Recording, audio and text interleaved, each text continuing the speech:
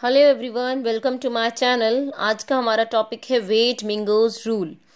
देखिए, रूल बहुत इंपॉर्टेंट है। क्योंकि ये रूल हेल्प करता है स्ट्रक्चर को डिटरमाइन करने में। किसके स्ट्रक्चर को डिटरमाइन करने में? जो मेटल क्लस्टर्स होते हैं उनके।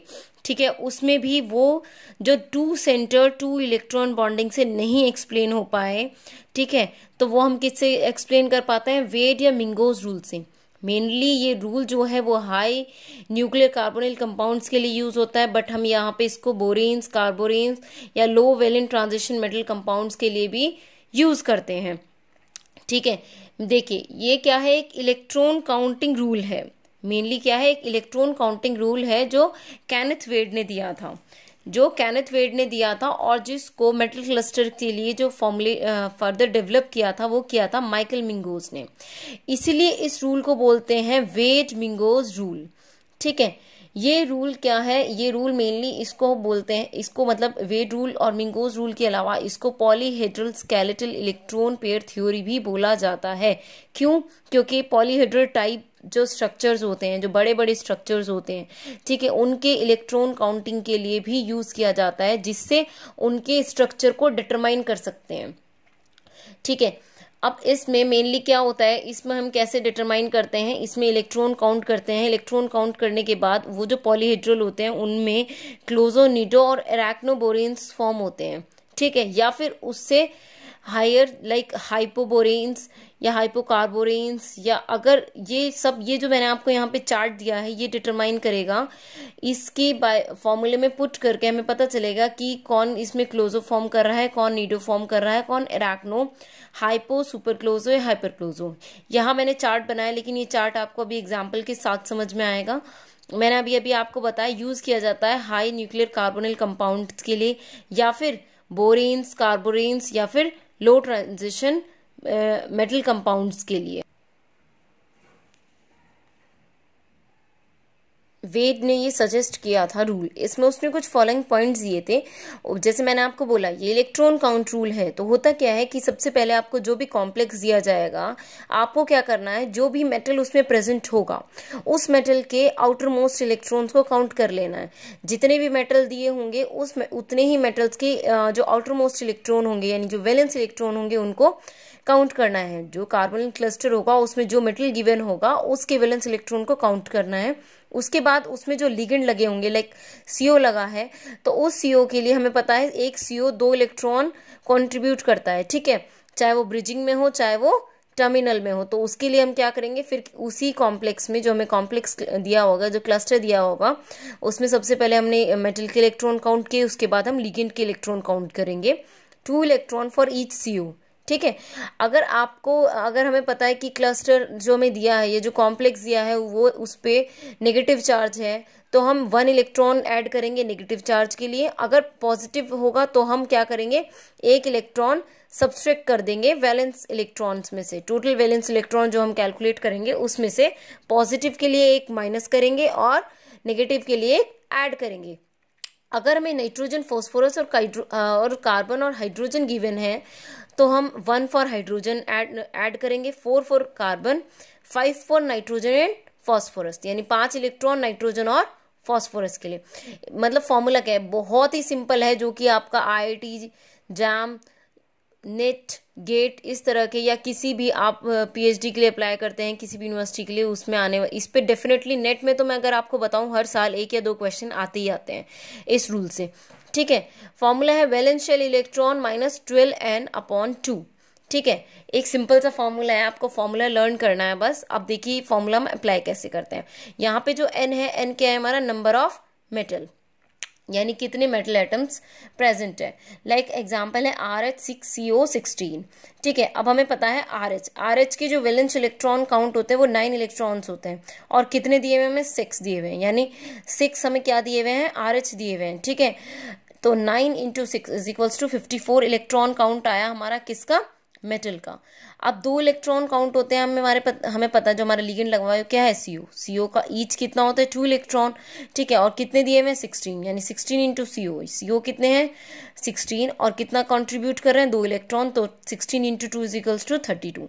अब हमारा जो कॉम्प्लेक्स था यानी जो क्लस्टर दिया हुआ है उसका टोटल इलेक्ट्रॉन काउंट आया 86 माइनस 12 इंटू एन, फॉर्मूले में दिया हुआ है 12 इंटू एन, यानी 12 इंटू एन। एन क्या है हमारा, नंबर ऑफ मेटल, कितने नंबर ऑफ मेटल है 6, 12 इंटू 6 यानी 72, ठीक है। अब हम फॉर्मूले में पुट करते हैं valence shell minus 12n upon 2। Valence shell हमने अभी टोटल इलेक्ट्रॉन काउंट कितना निकाला, यहाँ पे कितना था हमारा 54 प्लस 32, 54 RH के लिए मतलब मेटल के लिए, और लिगेंड के लिए कितना है 32, कितना आ गया हमारा 86 माइनस और 72 के हमारा जो 12n हमने निकाला 72 अपॉन 2, इसको हमारा कैलकुलेट करके आता है 7, ठीक है। यहाँ पे कितना है 7, यानी 7, और हमारा यहाँ पे मेटल कितने थे 6, तो 7 माइनस 6 यानी 1, तो यहाँ पे कितना आ गया n+1, और n+1 कैसा होता है हमारा क्लोज होता है, ठीक है।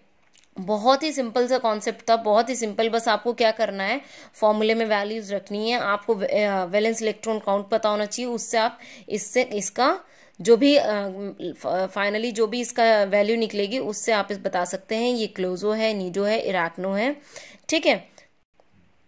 देखिए जैसे मैंने आपको अभी बताया कि अगर carbon, hydrogen, nitrogen, phosphorus given है तो उनके भी वैलेंस इलेक्ट्रॉन काउंट होंगे। तो एक एग्जांपल लेते हैं, लाइक Fe5CCO15।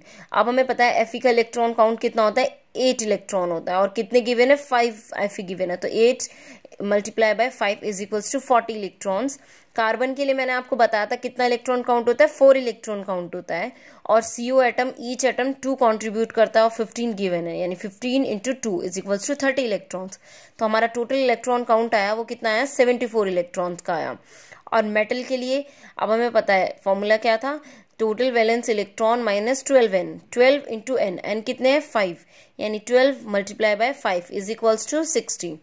तो फॉर्मूले के अकॉर्डिंग क्या हुआ, valence shell electron minus 12n upon 2, और वैलेंस शेल हमारे पास कितने थे 74 इलेक्ट्रॉन्स, 12n यानी 12 इंटू 5, यानी 12 इंटू 5 इज माइनस 60 अपॉन 2, तो कितना है हमारा कैलकुलेट करके 7, और हमारे कितने Fe कितने प्रेजेंट है 5, तो कितने बचे 2, तो यानी n 7 - 5 यानी 2, यानी n+2 नीडो, यानी 7 हमारा टोटल इलेक्ट्रॉन जो आया था, फाइनल जो आया था यानी 7 था, और हमारे 5 ऑलरेडी Fe प्रेजेंट थे, तो कितने बचे 2 किसके लिए होता है नीडो के लिए होता है। मैंने बताया रूल्स किसके लिए एप्लीकेबल है, हाई कार्बोनिल क्लस्टर्स के लिए, बोरेन्स के लिए और कार्बोरेन्स के लिए। अगर आपको कोई बोरेन दिया हुआ है तो इसमें बहुत ही सिंपल है, आप क्या करें टोटल वैलेंस इलेक्ट्रॉन को निकाल लें, जो भी बोरेन दिया हो उसमें टोटल वैलेंस इलेक्ट्रॉन निकालें, उसको 2 से डिवाइड करें और आपका फाइनल निकल जाएगा। लाइक आपको B2H6 दिया हुआ है तो B2 यानी 2 इंटू बोरोन के एटमॉस 2 यानी 2 इंटू 2। चलिए मैं आपको इसको एक्सप्लेन ही करके दिखाती हूँ। देखिए मान लीजिए आपको कोई बोरेन दिया हुआ है B2H6, ठीक है।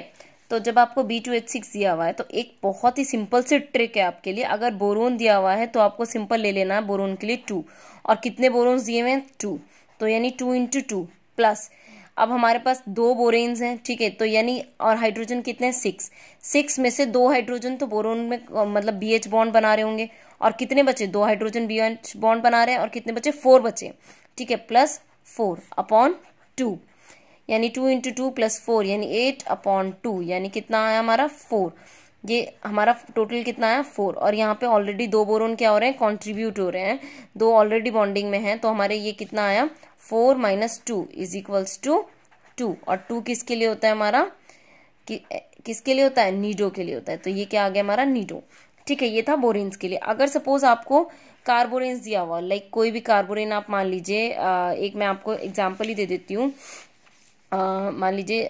C2B10H H मान लीजिए आप 14 या H मान लीजिए 12, ठीक है, C2B10H12।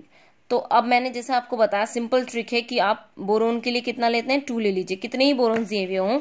ऐसे ही अगर कार्बन दिए हुए हैं तो कार्बन के लिए लेंगे 3, तो 3 कितने कार्बन दिए हुए हैं 2 दिए हुए हैं। अभी बताया बोरोन के लिए कितना लेना होता है 2 इंटू 10।